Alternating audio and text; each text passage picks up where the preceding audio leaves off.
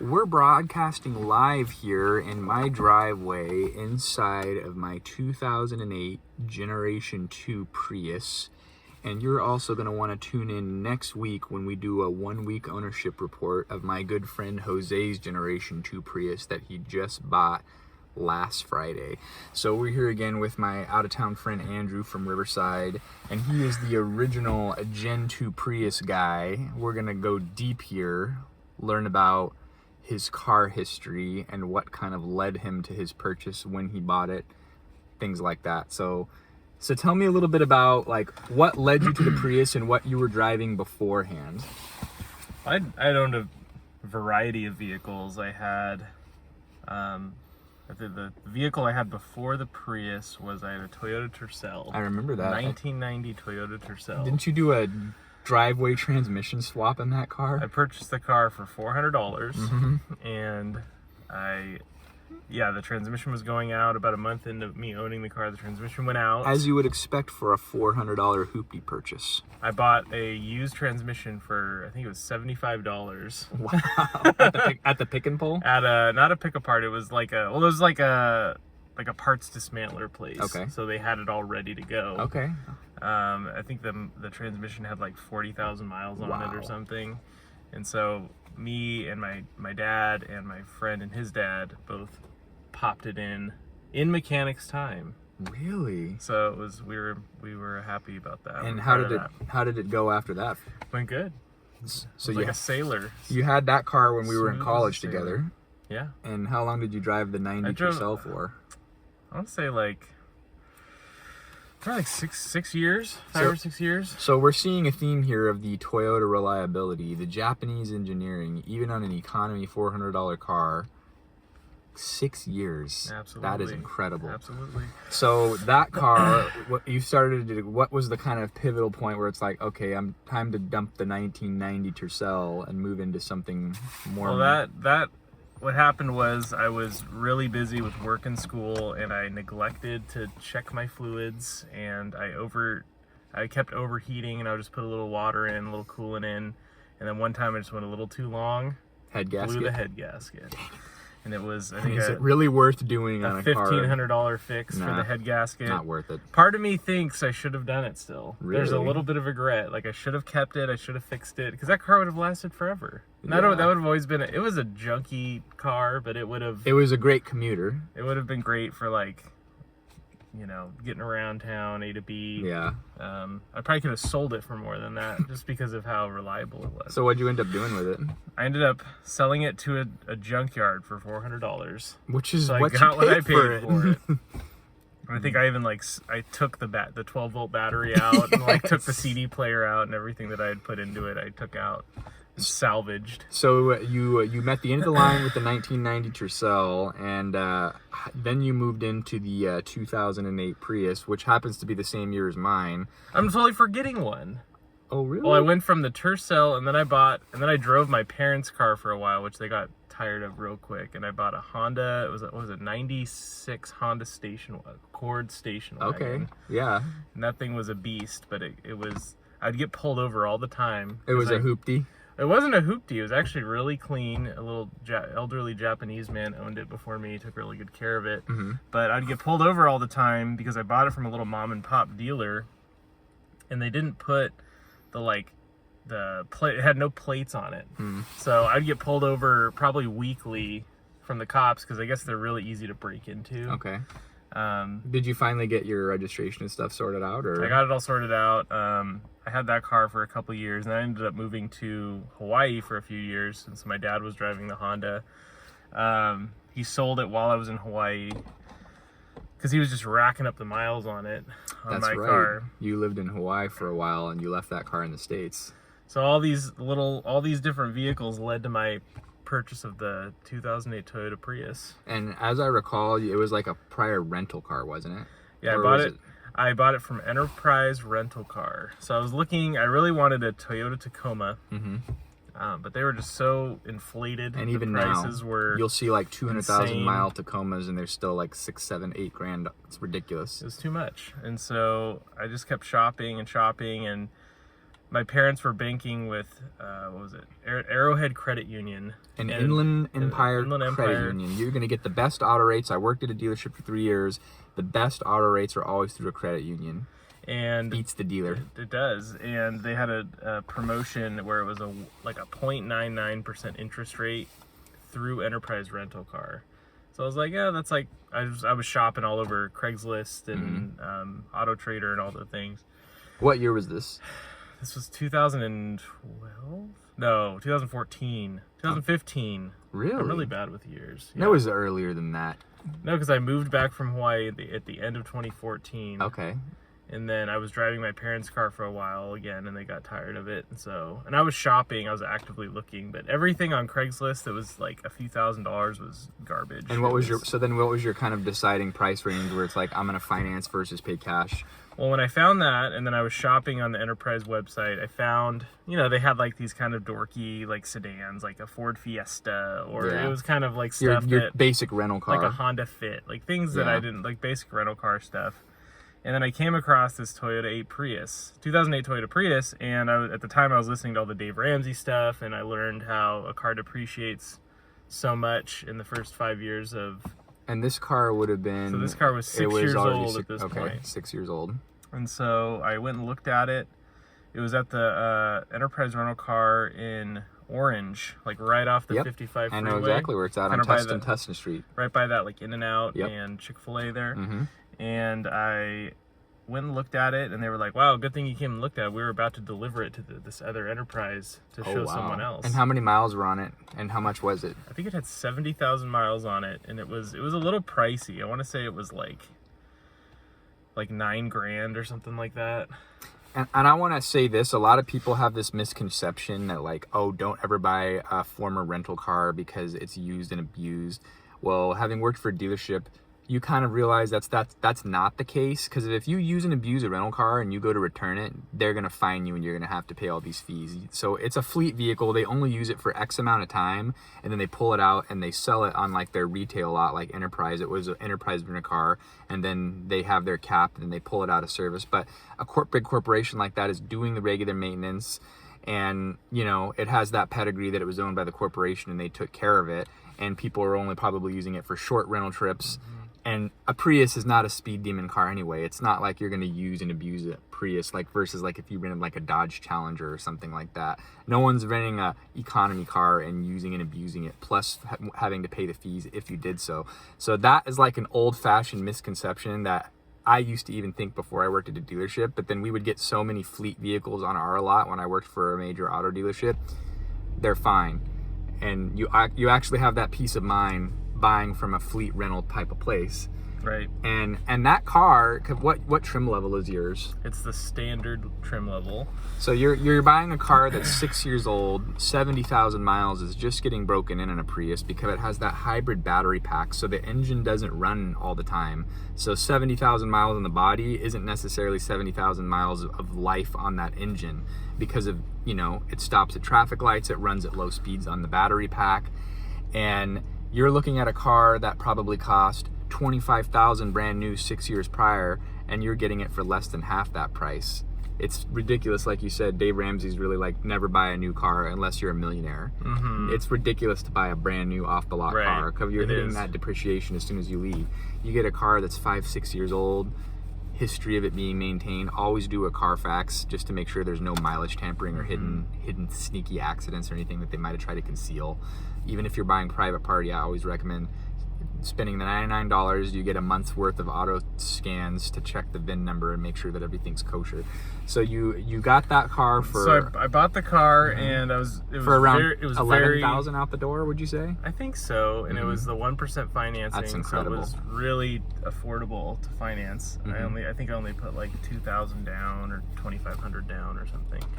Anyway, I bought the car. I loved it right away. The gas, you can't beat the gas mileage. The just finding parts was so easy and cheap. And so I bought the car, and I had a really great experience with Enterprise Rental Car, because they had all the maintenance reports and history of the vehicle prepared. They had I think it was like a 1-year warranty on like everything on the car. And this is not a paid endorsement, by the way. It's not. we're just saying you buy from a bigger corporation like Enterprise, Hertz, CarMax, where I worked for 3 years, you get a lot of consumer peace of mind. I want to say that I think it was the following year is when they started requiring Priuses to be smogged. I want to say it was like the end of 2015, 2016. They started requiring Priuses to be smogged, and Enterprise even reached out to me and were like, hey, we need to, even though they had sold me the car almost a year ago, they said, we'll smog your car for you. Wow. And so they paid for all of that, and I drove out to Orange and got it smogged. That's crazy. So it was a really good experience. And so now, as it stands, and we're like 6 years into your ownership of that car, how many miles are on it now? I'm at about 162,000, so you, almost 100,000. You've almost put 100,000 in 6 years. And that's not bad. And any issues in that time? What's your experience like owning a Prius? So far, it's in that been 6 years of ownership. It's been smooth sailing. Really, I'm trying to think. The only things I've really replaced are the hybrid water pump, the inverter water pump. How much was that? I bought an OEM one on eBay. I want to say it was like $60. You installed it yourself? And I installed it myself in like a couple hours, and that was easy. I've had a little bit of leakage on the inverter, but I went to a Prius specialized mechanic, and he just said just get some JB weld and stick it in there, and that seems to have solved the problem for now. I did get into a little fender bender not too long ago.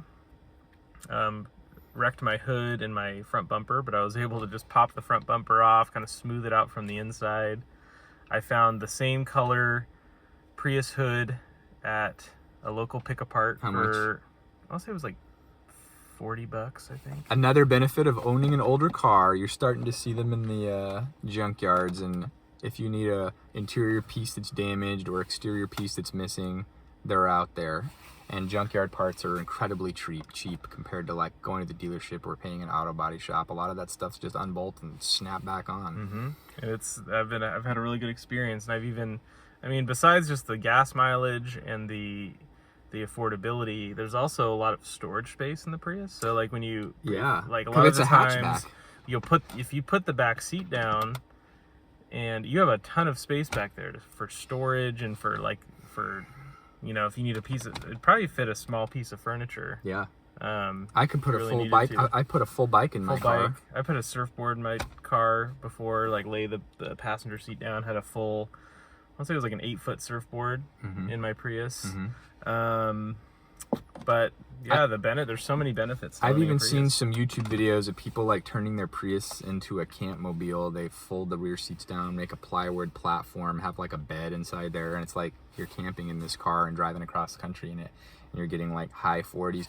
Both of our cars are 2008s, so we're like 13 years old, and I'm still getting average 42 miles to the gallon. It's a 10-gallon tank, so you can fill it up for $20.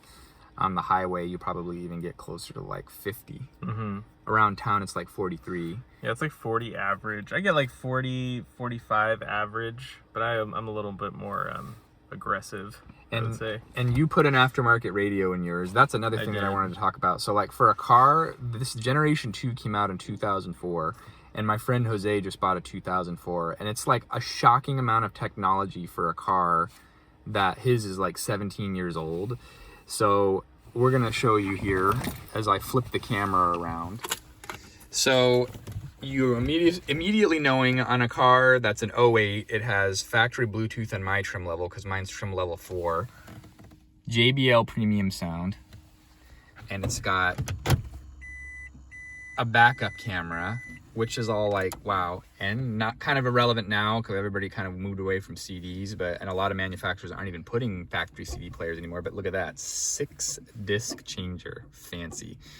And this particular model also has the genuine leather interior. I will say that if you're looking to get an older Prius, try and get one with a leather interior because of the cloth interior on the Gen 2s is a little chintzy. Yeah, falls apart. Well, my cloth interior is this part is always completely disintegrated, and the side part here, it just gets completely trashed on the cloth interior. So mine was trim level 4, And here's another thing about saving. So I bought mine in 2017, and this is crazy. So I had a 2012 Subaru Forester, and I actually bought a car that was 4 years older than the Forester, and I've had less problems with it. That 12 Forester, probably one of the worst cars that I've ever owned. Oil consumption, transmission started failing at about 180,000 miles on it. And now this car, as it sits, it has 186,000 miles on it, and all I do is just change the oil. And I paid $4,800 for it. It's like the best car that I've ever owned. And we're talking, I have the original owner's window sticker in the glove box that came with it, and it was a $30,000 car new, and I bought it when it was like 9 years old for $4,800. And I've been driving it. I've probably put 60,000 miles on it in the 3 years that I've owned it. I drive a lot for outside sales, and it's just like, it's solid. So that's pretty much it. I mean, if you're considering buying a Prius, Gen 1 I would stay away from. It's kind of like the entry smaller regular four-door sedan with the trunk. I really like the rear hatchback. You're going to want to get, if you live in urban environment, even not, you probably want to get a catalytic converter Defender. It's a piece of aluminum sheet metal, because that's like an epidemic right now, people snipping the cats out. Yeah, mine's actually gotten stolen twice. And how much is it per pop if you were to pay for it yourself? I feel like the first time it was cheaper, probably because it was a little less, it was still happening, but it wasn't as common. It was a couple of, I want to say 2 years ago, it got ripped off, and it was, I only paid, I think, $150 out of pocket to the insurance, but I think the repair itself was close to $2,000. Yeah, and my brother just had his stolen, and the dealership was $3,200. And then he just had to pay his deductible, but it's like become an epidemic, especially where we live in California. Then about a year ago, it got ripped off. Not even a year ago, probably 6 months ago, it got ripped off again. And at that point, I was like, I was done with it. I wanted to get it, do as much as I could to protect it, so it didn't happen again. Because it's only $100 from the insurance, but it's a major inconvenience to have to like bring your car to get the repair estimated, and and leave it at the body shop. And on a car that's getting up there in age, over 10 years old, the parts are not like waiting on the shelf usually at the dealer. Right. They're gonna have to special order at. Even at the chagrin of the body, it's a little sketchy. I was like, oh, I want to do something to protect the cat. And he said, oh, don't worry about it. It won't happen again. And then sure enough, it happened again. So it's a little sus. Yeah, unless you have a car parked in the garage overnight. But it's like, even my brother, his car was parked outside of his work. And well, they can snatch them in 3 minutes. I know. So I actually reached out to a metal worker friend of mine who just took a piece of just aluminum sheet metal and kind of cut it down, and we just screwed and riveted it in to the frame right around and it was super easy. And this doesn't say anything about bad Toyota engineering. They probably never thought that like meth heads or like states that are soft on crime aren't really going to go after people that are like wanting to easily recycle a $3,000 part and get their quick $200 for it for 3 minutes worth of theft. Right. So it's, I mean, this car, like longevity wise, when I worked at CarMax, I'd see them come in with like 300,000 miles on trade. It's incredible. Yeah. So we're going to cut to an exterior view, and you can kind of get a feel for it if you're not familiar with the Gen 2s. Bear with us. Pardon the mess, folks, but you see you got plenty of room in the back seat there, cup holders. And then if you want to pop the rear hatch there, you'll see it's like, I carry all my sales samples in there, and it's like a lot of stuff. It's a lot of stuff. And then when you talk about you fold that seat down, it's also good to go. And sleek modern styling for a car that's over 10 years old. Aluminum alloy, low rolling resistance tires. The tires for the Prius are like special tires for hybrids, so it increases your fuel economy. And it's got that aerodynamic shape where this shape right here is what kind of gives it that extra oomph of MPG. I will say that one thing to think about is to maybe not try and get a model that has HID headlights, because those are trash and they're $140 a bulb and they burn out and the ballasts go bad. So I believe yours just has the standard halogen lamps, right? Yes, we got yours over here. You have a little bit of a different wheel than mine. Yeah, it did have caps full on hubcaps.